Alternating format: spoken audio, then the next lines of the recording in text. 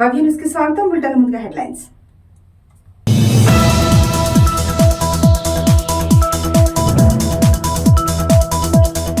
మేడ్చల్ పట్టణంలో 70వ భారతీయ జనతా మజ్దూర్ సంఘ్ వార్షికోత్సవ వేడుకలు.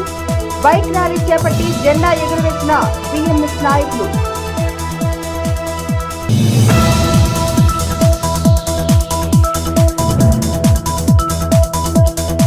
రైతులు ఈ పాస్ మిషన్ ద్వారానే ఎరువులను కొనుగోలు చేయాలన్న మండల వ్యవసాయ అధికారి. చిన్నశంకరంపేట మండల కేంద్రంలో అగ్రోజ్ రైతు సేవా కేంద్రాన్ని తనిఖీ చేసిన లక్ష్మీ ప్రవీణ్.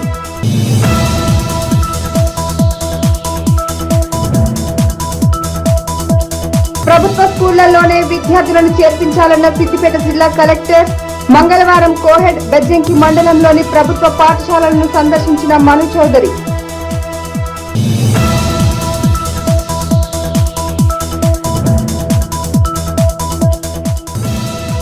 కేంద్ర బడ్జెట్ లో ఏపీకి భారీగా నిధులు కేటాయింపు. తెలంగాణ ప్రస్తావనని తీయని కేంద్ర ఆర్థిక మంత్రి.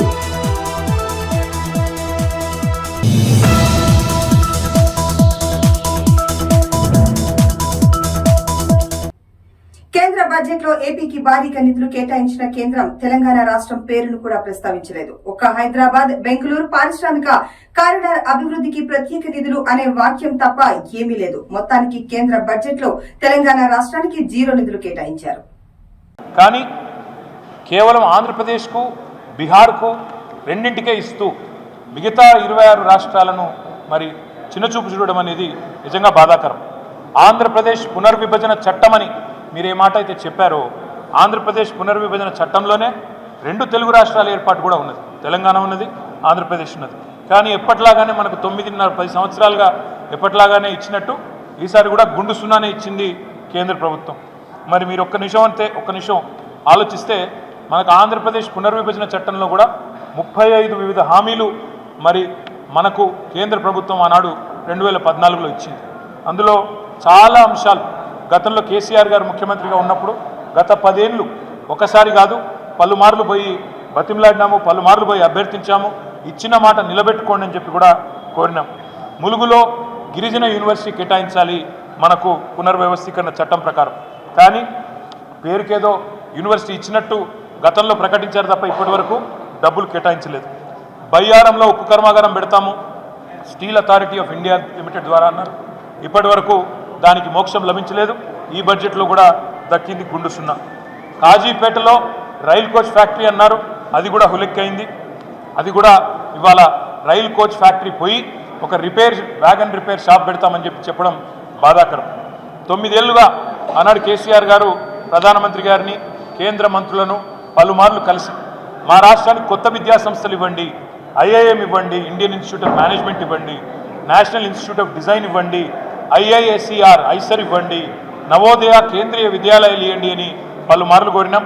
దాని మీద కూడా ఒక్కటంటే ఒక్క విద్యా సంస్థ కూడా ఇప్పటి వరకు మంజూరు చేయలేదు. ఈరోజు బడ్జెట్లో కూడా చేయలేదు. కేంద్ర బడ్జెట్లో పారిశ్రామిక కారిడార్లు ఇవన్నీ కూడా చెప్పారు ఇతర రాష్ట్రాలకు సంబంధించి. అదే తెలంగాణలో మరి హైదరాబాద్ నుంచి వరంగల్ కానీ, హైదరాబాద్ నుంచి రామగుండం కానీ, హైదరాబాద్ నుంచి బొంబాయి పోయే రోడ్డు కానీ, హైదరాబాద్ నుంచి విజయవాడ పోయే రోడ్డు కానీ ఇవన్నీ కూడా ప్రముఖమైన పారిశ్రామిక కారిడార్లుగా ఏర్పాటు చేయాలని, 6 వివిధ కారిడార్లు ఏర్పాటు చేయాలని చాలాసార్లు కోరాం. దాని మీద కూడా స్పందన లేదు. మెగా పవర్ లూమ్ క్లస్టర్ కావాలని చెప్పి సిరిసిల్లలో అడిగాం, దాని మీద కూడా స్పందన లేదు. అదేవిధంగా కొత్త హ్యాండ్లూమ్ క్లస్టర్స్ కూడా మంజూరు చేయాలని చెప్పి కూడా గతం నుంచి కోరుతున్నాం, దాని మీద కూడా స్పందన లేదు. తెలంగాణ ప్రభుత్వం రేవంత్ రెడ్డి గారి నాయకత్వంలో మన చాలామంది చాలాసార్లు ఢిల్లీకి పోయి అక్కడ మంత్రులను కలిసినట్టుగా కూడా వార్తలు వచ్చినాయి. కానీ ఒక్కటంటే ఒక్కటి కూడా వీళ్ళు చెప్పింది వాళ్ళు వినిపించుకున్నట్టయితే కనబడడం లేదు. రీజనల్ రింగ్ రోడ్డు కానీ, రాష్ట్రాలకు ముఖ్యంగా తెలంగాణకు ఉపయోగపడే హైవే విస్తరణ కానీ, కనెక్టివిటీ ప్రాజెక్టులు కొన్ని తప్ప ఎక్కడ కూడా పెద్ద మొత్తంలో అయితే ఇచ్చింది ఏం లేదు. మొత్తంగా చెప్పాలంటే తెలంగాణకు ఈ బడ్జెట్లో మళ్ళొక్కసారి దక్కింది పెద్ద గుండు సున్నా. నేను తెలంగాణ ప్రజలు అందుకే ఆలోచించాలని చెప్పి వారిని విజ్ఞప్తి చేస్తా. గజ్వేల్ డివిజన్ ఎపిడమిక్ సెల్ ఆధ్వర్యంలో మంగళవారం రోజున డ్రై డే ఫ్రైడే కార్యక్రమాన్ని నిర్వహించారు. వర్షాకాలంలో వచ్చే సీజనల్ వ్యాధుల పట్ల జాగ్రత్తగా ఉండాలని, సీజనల్ వ్యాధులపై అవగాహన కల్పించారు 16వ వార్డు councillor Talakukkula Bhagyalakshmi Durgaprasad. Gajwel division epidemic cell ఆధ్వర్యంలో మంగళవారం రోజున డ్రై డే ఫ్రైడే కార్యక్రమం నిర్వహించారు. అందులో భాగంగా గజ్వేల్ ప్రజ్ఞాపూర్ మున్సిపల్ పరిధిలోని 16వ వార్డులో వర్షాకాలంలో వచ్చే సీజనల్ వ్యాధుల పట్ల జాగ్రత్తగా ఉండాలని భూపతిరావు నగర్, బెంగళూరు కాలనీ, కుమ్మరివాడ, యాదగిరి థియేటర్ నుంచి బాలాజీ ఎంక్లేవ్, సత్య సాయిబాబా టెంపుల్, సిరి ఎంక్లేవ్ లో మురికినీటి కాలువల్లో, మురికినీటి గుంటల్లోనూ దోమల లార్వాలను నిర్మూలించుటకు డిమోఫాస్ మందును పిచికారీ చేయించారు. ఇంటింటికి వ్యక్తిగత పరిశుభ్రతతో పాటు పరిసరాల పరిశుభ్రతపై, సీజనల్ వ్యాధులపై అవగాహన కల్పించారు. పరిసరాలను శుభ్రంగా ఉంచుకుని ఆరోగ్యంగా ఉండాలని, చిన్న దోమే కదా ఈగలే కదా అని లైట్ తీసుకుంటే పెద్ద పెను ప్రమాదం పొంచి ఉందని 16వ వార్డు కౌన్సిలర్ తలకొక్కుల భాగ్యలక్ష్మి దుర్గాప్రసాద్ అన్నారు. వర్షాకాలంలో వచ్చే సీజనల్ వ్యాధుల పట్ల జాగ్రత్తగా ఉండాలని, లేదంటే cholera, typhoid, malaria, filaria, typhoid, chikungunya, dengue సోకే ప్రమాదం ఉందన్నారు. ప్రజలందరూ జాగ్రత్తగా ఉండాలని, లేదంటే ప్రాణానికి ముప్పు అని, వ్యక్తిగత పరిశుభ్రతతో పాటు పరిసరాల పరిశుభ్రతను పాటించాలని, ఇంటి పరిసరాల్లో నీళ్లు నిల్వ లేకుండా, మురుగునీటి కాలువలు లేకుండా జాగ్రత్తలు తీసుకున్నట్లయితే విషజ్వరాలు రాకుండా, వ్యాధుల బారిన పడకుండా ఆరోగ్యంగా ఉండవచ్చన్నారు.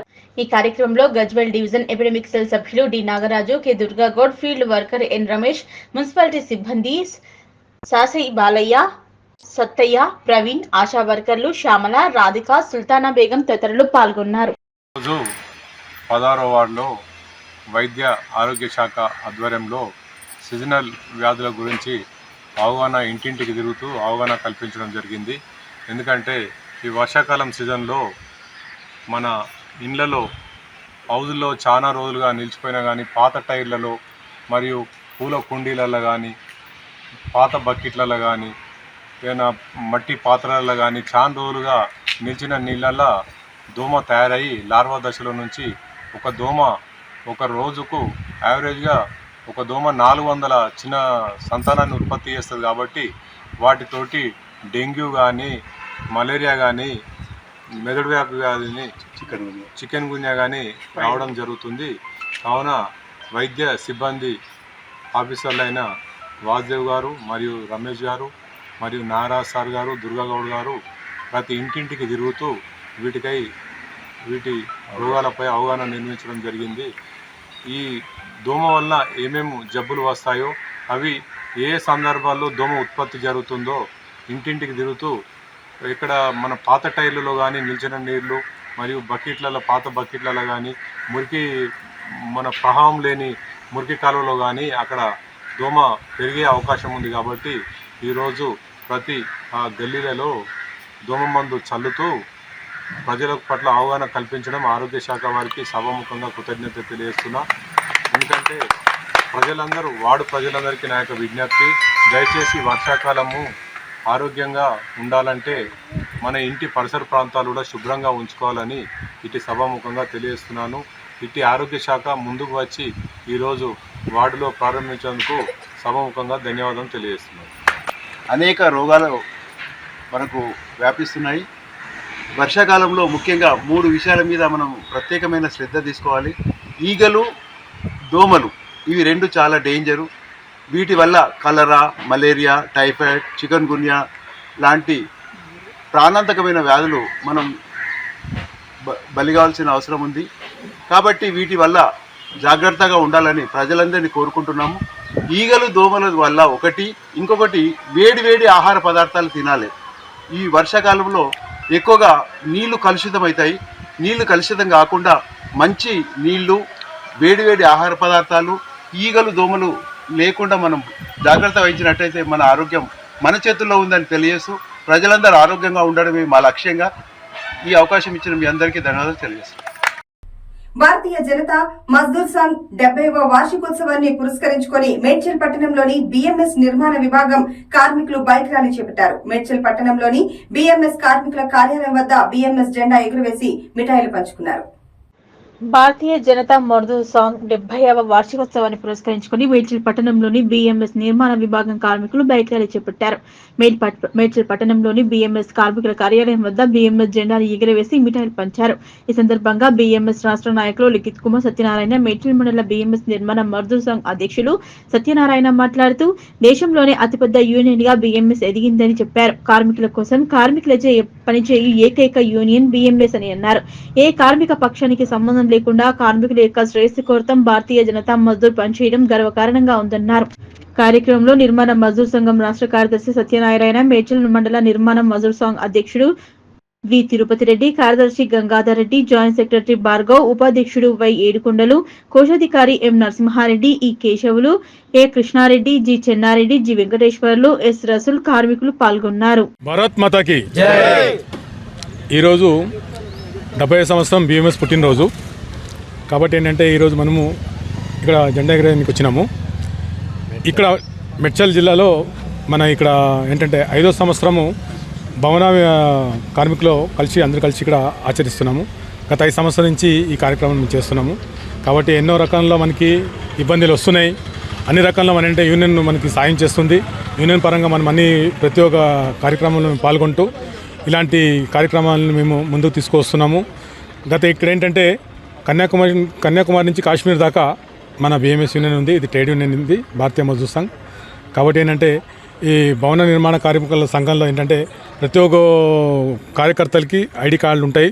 మన గవర్నమెంట్ నుంచి కూడా ఏంటంటే ఏదైనా ఇన్సిడెంట్ జరిగిందంటే వాళ్ళ నుంచి మనకి ఏదైనా సాయం కావాలంటే యూనియన్ తరపు నుంచి మేము తీసుకుంటున్నాం. కాబట్టి ఏంటంటే బిఎంఎస్ మనకి ఎప్పటికీ అండంగా ఉంటుందని మనం ఈ కార్యక్రమం చేస్తున్నాం. ఇంకా రాబోయే కాలంలో ఇంకా మంచి కార్యక్రమాలు మేము చేసి మన యూనియన్ ద్వారా ప్రతి ఒక్కరికి మంచి చేయాలని కోరుకుంటున్నాం. భారత్ మాతాకి భారత్ మాతాకి. భారతీయ మజ్దూర్ సంఘ్ 1955లో భోపాల్లో ప్రారంభించబడి 1955లో ప్రారంభించబడి జూలై 23వ తారీఖు నాడు ఇప్పటికి 70 సంవత్సరాలు పూర్తయింది.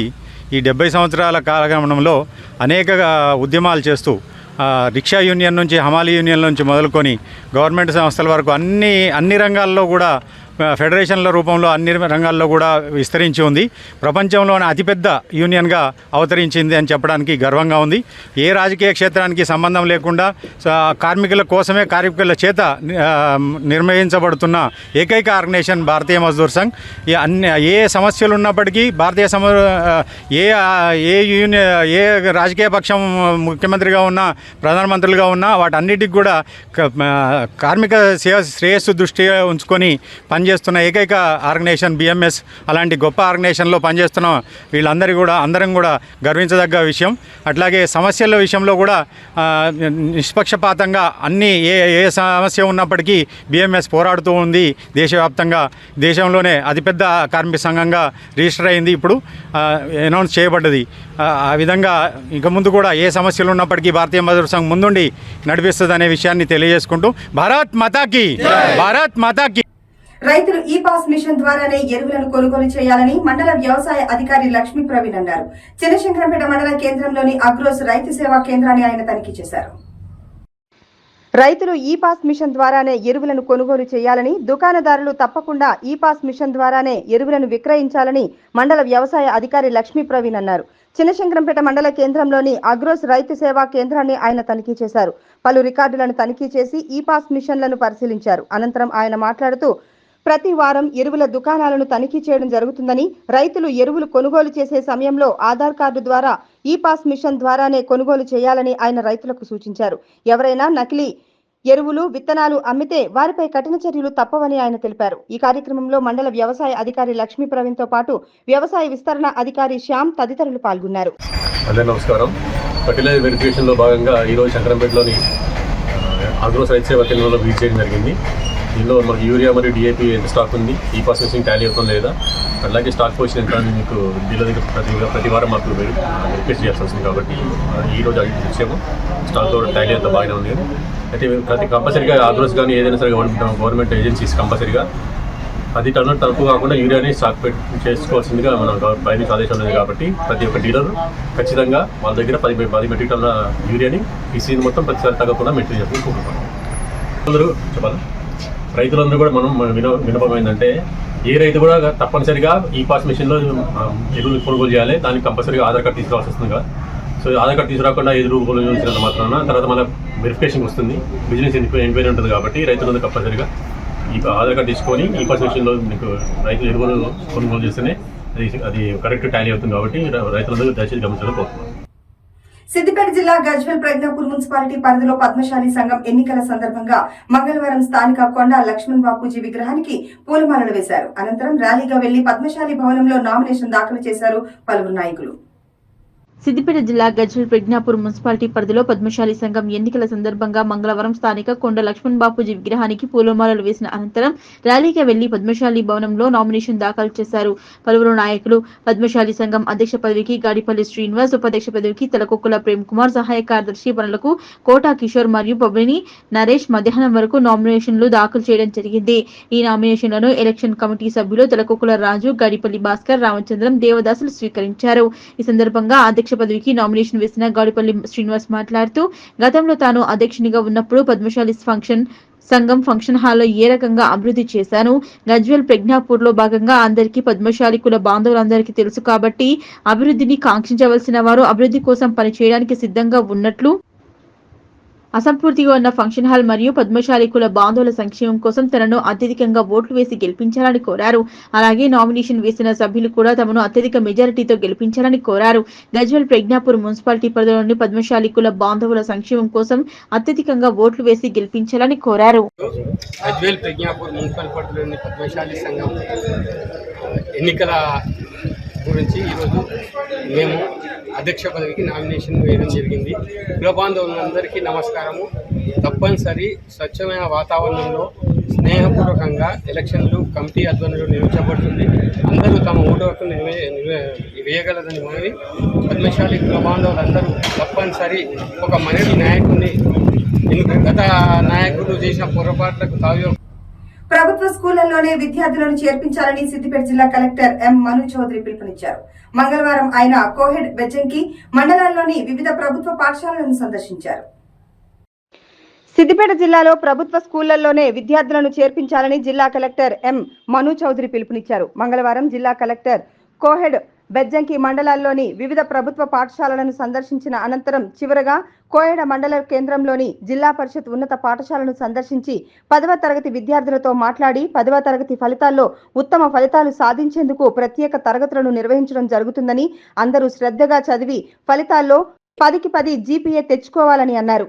అమ్మ ఆదర్శ పాఠశాలల కమిటీల ద్వారా అన్ని ప్రభుత్వ పాఠశాలల్లో మౌలిక వసతులు కల్పించాలని రాష్ట్ర ప్రభుత్వం ఆదేశాలు జారీ చేసిందని, దానిలో భాగంగా జిల్లాలో 1000కి పైగా ప్రభుత్వ పాఠశాలల్లో త్రాగునీరు, మరుగుదొడ్లు, విద్యుత్ కాంపౌండ్ వాల్, కిషన్ షెడ్లు, మైనర్ రిపేర్లు తదితర పనులను సంపూర్ణంగా చేపట్టడం జరిగిందని అన్నారు. ఎంతో మంది విద్యార్థులకు విద్యాబుద్ధులు నేర్పిన కొన్ని ప్రభుత్వ పాఠశాలలు గత కొన్ని సంవత్సరాలుగా విద్యార్థులు లేక మూతపడడం ఆందోళనకరమైన విషయమని, అక్కన్నపేట, కోహెడ్ మండలాల్లో దాదాపు 15 పాఠశాలల్లో మూతపడ్డాయని, మూతపడడానికి గల కారణాలు తెలుసుకొని తల్లిదండ్రులకు మోటివేట్ చేసి విద్యార్థులను చేర్పించి వాటిని మళ్లీ తెరవడానికి విద్యాశాఖ అధికారులను ఆదేశించడంతో కొన్ని పాఠశాలల్లో ఇప్పటికే కొంతమంది విద్యార్థులు చేర్చడం జరిగిందని, నాణ్యమైన ఉచిత విద్య, పాఠ్య పుస్తకాలు, నోట్బుక్లు, 2 జతల యూనిఫామ్లను అందిస్తూ క్వాలిఫైడ్ టీచర్లచే విద్యా బోధన జరుగుతున్న ప్రభుత్వ పాఠశాలలకే తమ పిల్లలను పంపించాలని ఈ సందర్భంగా జిల్లా కలెక్టర్ విద్యార్థుల తల్లిదండ్రులకు పిలుపునిచ్చారు. ఈ కార్యక్రమంలో కాంప్లెక్స్ హెచ్ఎం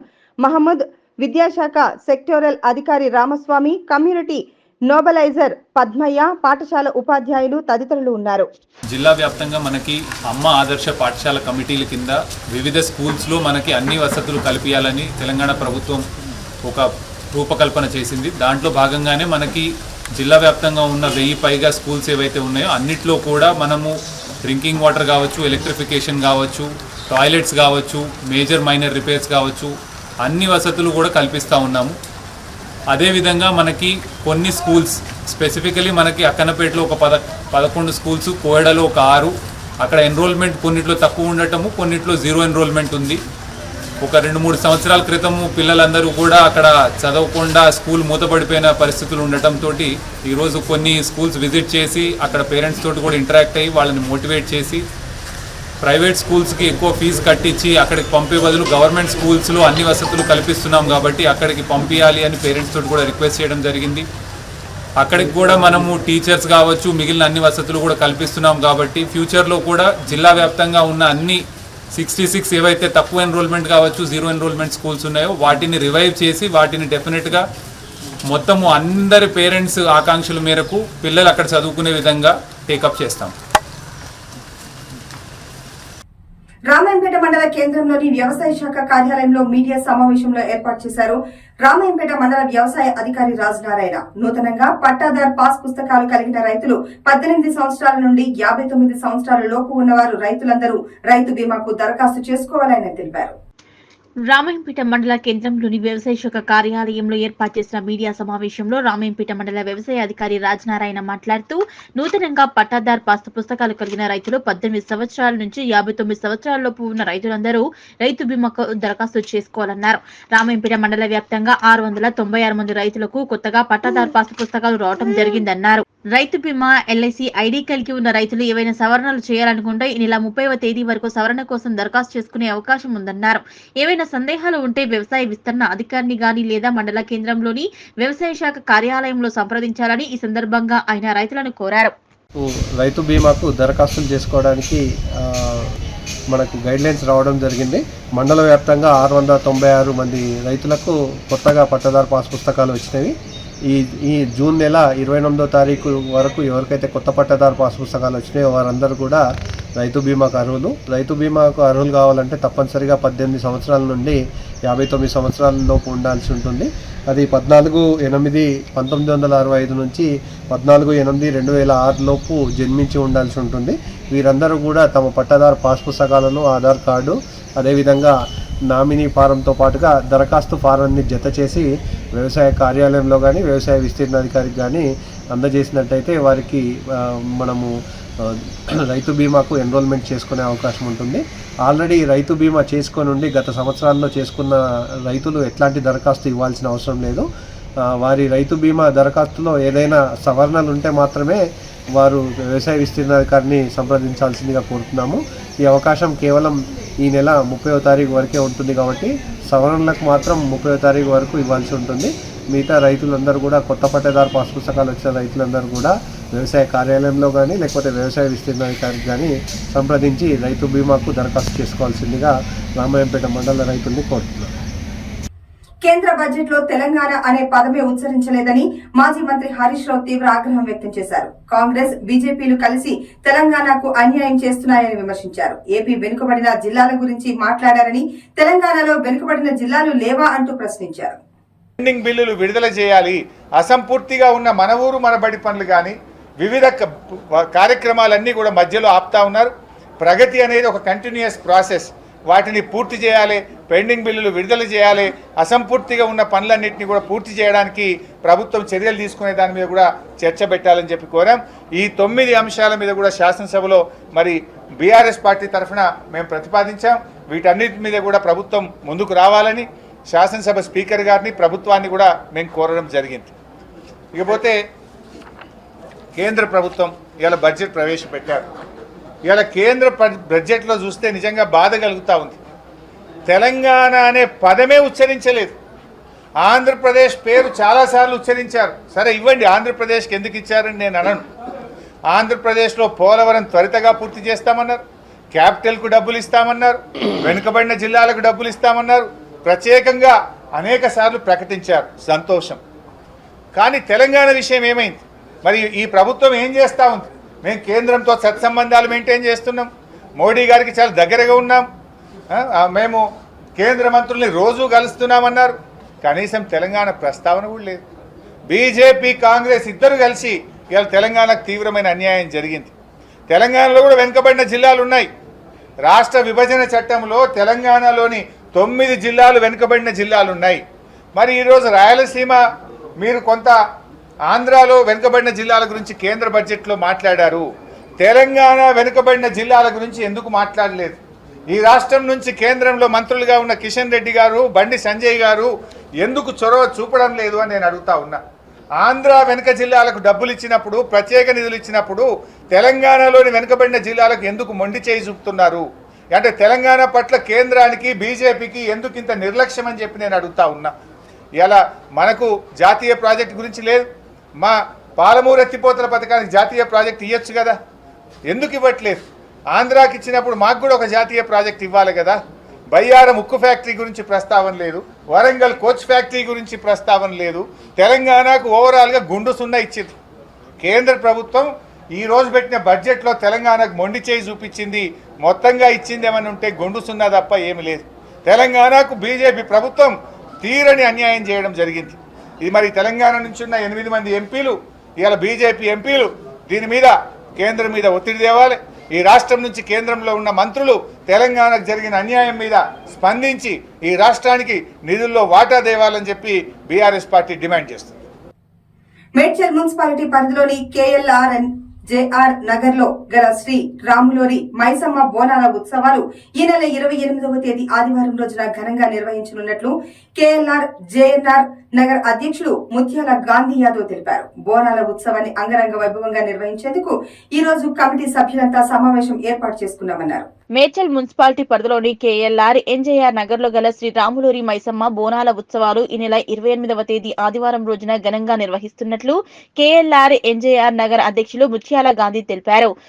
ఈ సందర్భంగా కేఎల్ఆర్ ఎన్జేఆర్ నగర్ అధ్యక్షులు ముత్యాల గాంధీ యాదవ్ మాట్లాడుతూ భక్తులకు ఎలాంటి ఇబ్బందులు లేకుండా సౌకర్యాలను కల్పించి బోనాల ఉత్సవాన్ని అంగరంగ వైభవంగా నిర్వహించేందుకు కమిటీ సభ్యులంతా సమావేశం ఏర్పాటు చేసుకున్నామన్నారు.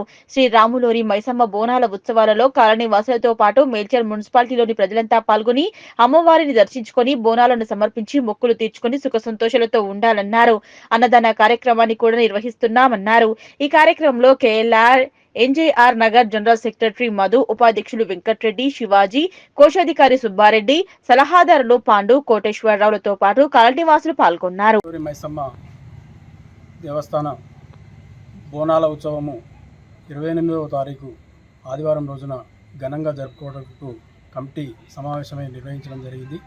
ఇట్టి కార్యక్రమాన్ని కాలనీవాసులే కాకుండా యావత్ మెడ్చల్ నగరవాసులందరూ కూడా అత్యధికంగా పాల్గొని అమ్మవారికి పసుపు కుంకుమ మరియు వాళ్ళ మొక్కులను పొడిబియ్యాలతో చెల్లించి అందరూ దీనికి సహకరించి ఈ కార్యక్రమాన్ని విజయవంతం చేయడం కోసం ఈరోజు సమావేశం కావడం జరిగింది. ఇట్టి నిర్ణయానికి అందరూ సహాయ సహకారాలు అందించి అత్యంత వైభవంగా అమ్మవారి ఉత్సవాన్ని జరిపి అన్నదాన కార్యక్రమం కూడా ఉంటుంది కాబట్టి విశేష పూజలు అందుకొని అందరూ ప్రీతిపాత్రులు కావాల్సిందిగా మనవి.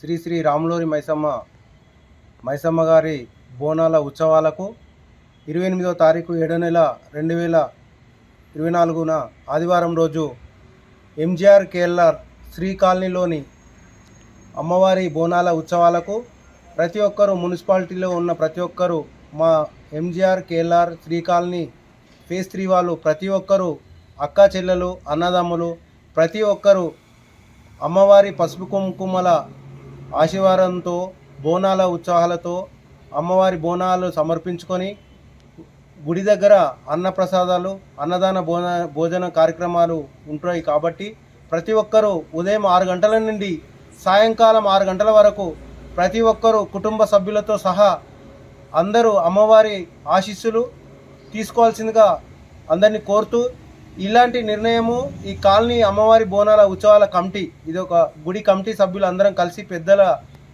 అందరి ఆలోచన మేరకు ఈ నిర్ణయం తీసుకోబడింది. అందరూ ప్రతి ఒక్కరూ అమ్మ ఆశీస్సులు తీసుకొని ప్రతి ఒక్కరి కుటుంబాలు చల్ల దీవెన అమ్మవారి ఆశీస్సులు ఉండాలని పేరు పేరున ప్రతి ఒక్కరికి కోరుతూ శ్రీ రాములూరి మైసమ్మకి జై. బులెటిన్ ముగించే ముందు హెడ్లైన్స్ మరోసారి.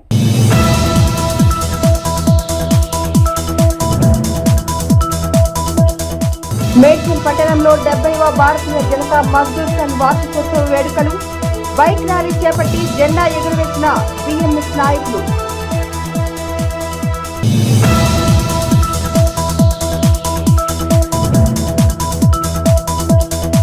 రైతులు ఈ పాస్ మిషన్ ద్వారానే ఎరువులను కొనుగోలు చేయాలన్న మండల వ్యవసాయ అధికారి.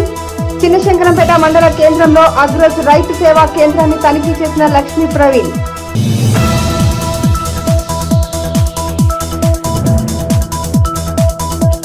ప్రభుత్వ స్కూళ్లలోనే విద్యార్థులను చేర్పించాలన్న సిద్దిపేట జిల్లా కలెక్టర్. మంగళవారం కోహెడ్ బెజ్జంకి మండలంలోని ప్రభుత్వ పాఠశాలలను సందర్శించిన మను చౌదరి.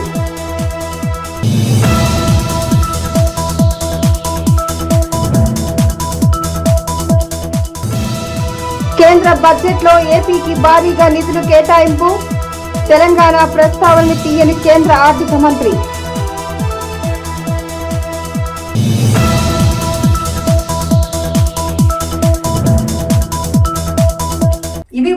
విశేషాలు చూస్తూనే ఉండండి భవ్య టీవీ.